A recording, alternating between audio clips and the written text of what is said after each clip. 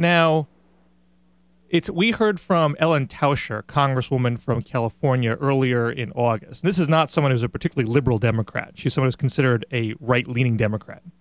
But when she came back from Iraq recently, she talked about being in a green zone fog, death by PowerPoint, where all these military brass are telling you that things are succeeding, we're turning the corner, and that it almost, she didn't use these words, but it kind of brainwashes you and making you think things that aren't actually true on the ground.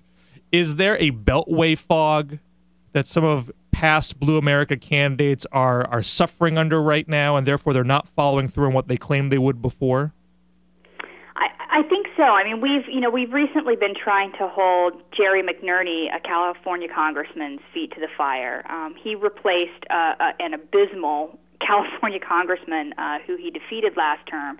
But he's kind of waffled on Iraq, and we've been trying to hold his feet to the fire on that because he's gone over on one of the trips, and those are carefully scripted by the Pentagon. The folks who go over from Congress see only what the Department of Defense wants them to see in terms of their own personal PR.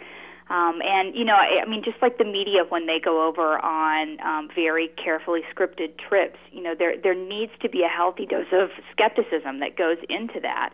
And we're not always seeing that, especially from freshman congresspeople who aren't used to how that sort of dodge and phony show works with a government initiative on that. So, it's one thing to see some progress in a little area here or there. It's another thing to look at the overall numbers over the course of several months and how things are going and be able to sit down with, folks who are troops who are going out and facing those IEDs every day in a forum where you can actually talk to them instead of having officers standing over them and listening carefully to what they're saying. There needs to be independent confirmation of the facts. And the fact of the matter is that the Bush administration has been putting out numbers which can't be validated by any independent group. We saw that with the GAO report this week, that they're looking at the same information that the Bush administration has been trying to spin publicly, but they're coming up with completely different conclusions, that what the Bush administration has been doing has actually been failing. And it seems like, I touched upon this in the earlier segment, there is this coordinated PR campaign, this Bush Petraeus campaign to put out, they cherry-pick numbers, they distort their actual, basis. They say when you're shot in the face, it's not an act of sectarian violence, so it doesn't get counted in the statistics, that sort of thing. You can only counter that if you have a coordinated response. And it doesn't seem like the Democrats are bothering with a coordinated response. They don't seem to know how to handle that kind of PR attack. Do you have any sense of why they haven't learned any lessons how to fight these guys after being mired in the Bush era for 6 years?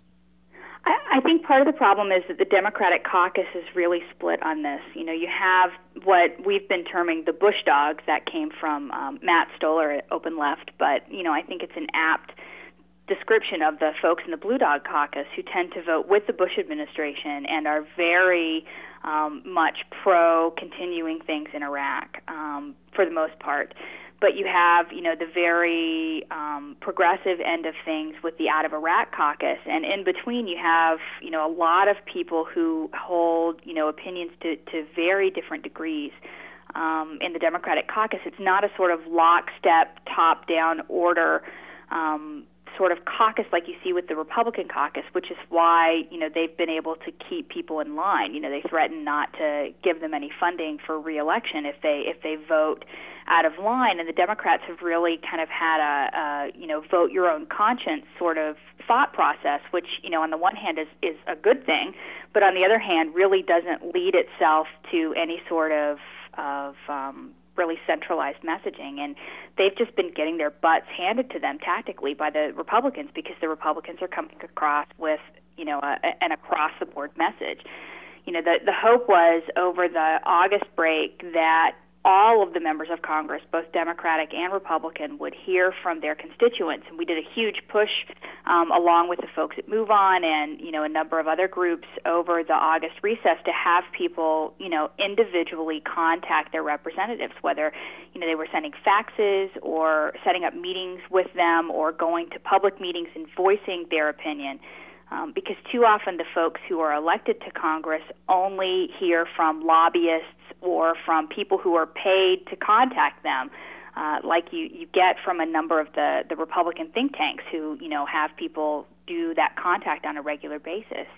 I was hoping out of all of this break in August, what you would get is a coordinated strategy from the Democratic leadership, but instead what we saw was that the Pentagon has set up its own PR war room, just like you would do with a campaign war room, and they're, fronting people out to speak on behalf of the Pentagon. But the Democrats haven't come up with that same strategy, and I am at a loss as to why that is. They really need to start thinking more tactically, and why they are not doing it. I wish I had an answer to that.